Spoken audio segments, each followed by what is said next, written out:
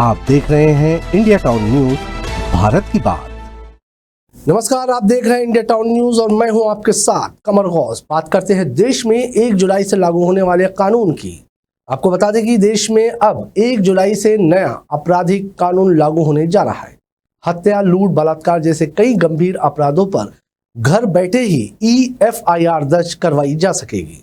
भारतीय नागरिक सुरक्षा संहिता के नियमों से लोगों को अब थानों के चक्कर नहीं काटने पड़ेंगे, जिसे लेकर आज जिले के सभी पुलिस के अधिकारियों और थाना प्रभारी, चौकी प्रभारी की एक बैठक की गई, जिसमें दिशा निर्देश दिए गए कि किस तरह EFIR पर कार्य करना है।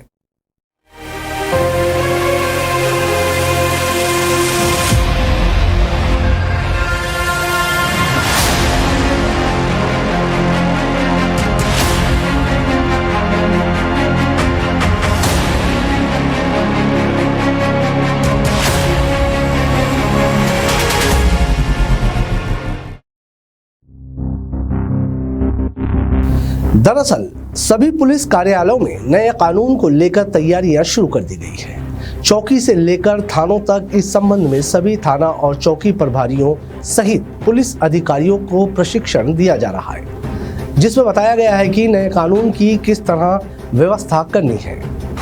बताया जा रहा है कि भारत की जो न्याय प्रणाली है उसमें बहुत ही आधारभूत परिवर्तन नए कानून के तहत हुए हैं।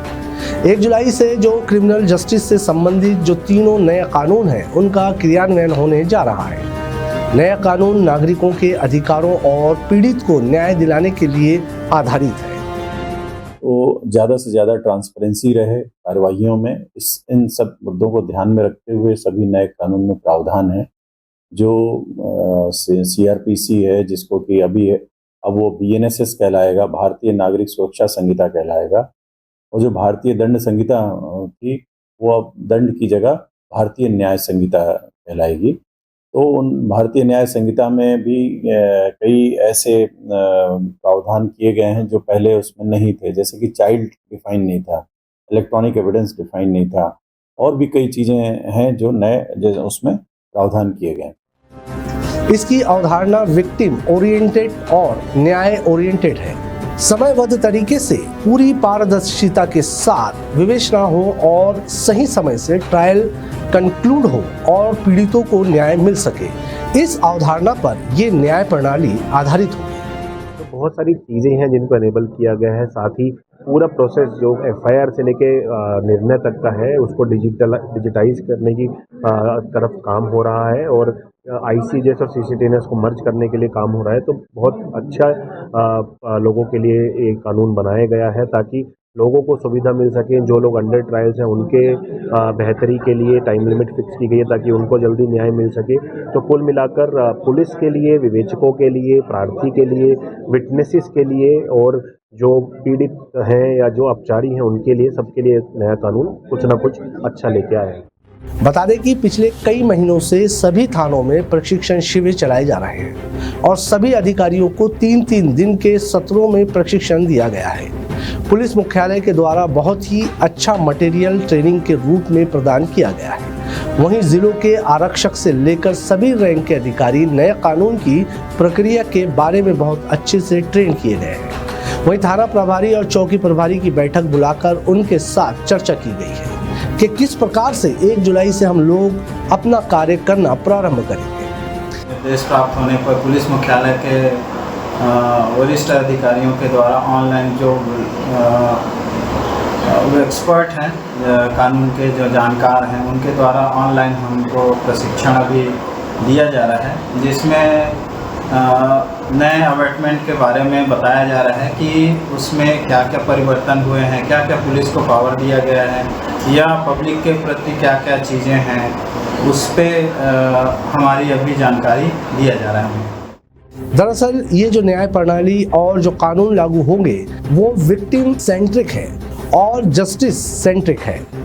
इसमें कोई भी पीड़ित व्यक्ति अपने घर पर बैठकर भी EFIR के माध्यम से अपनी शिकायत दर्ज कर सकता है। अब क्षेत्राधिकार का विषय नहीं है।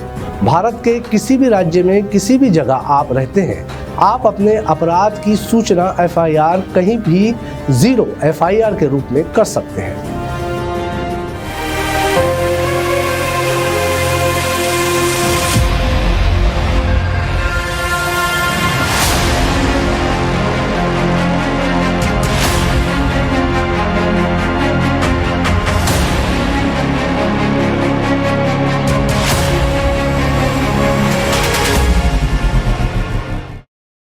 आपको बता दें कि नए कानून में समय बाध्यता भी है। आपको समय अवधि के अंदर काम करना पड़ेगा। इसमें टेक्नोलॉजी का उपयोग किया गया है। कई चीज़ों की वीडियोग्राफी होगी और डिजिटल एविडेंस होगी। अकाउंटेबिलिटी भी है कि कितने समय में विवेचना पूरी होगी। तो कई सारे ऐसे परिवर्तन लिए गए हैं जो महिलाओं और बच्चों और आम नागरिकों के लिए उनके अधिकार की सुरक्षा के लिए बहुत ही महत्वपूर्ण है।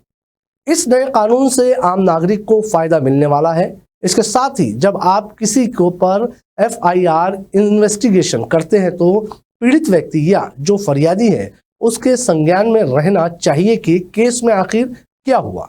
और नए कानून में स्पष्ट प्रावधान बताया गया है कि 90 दिन के अंदर विवेचक आपको अवगत कराएंगे कि आपका केस की प्रोग्रेस क्या है।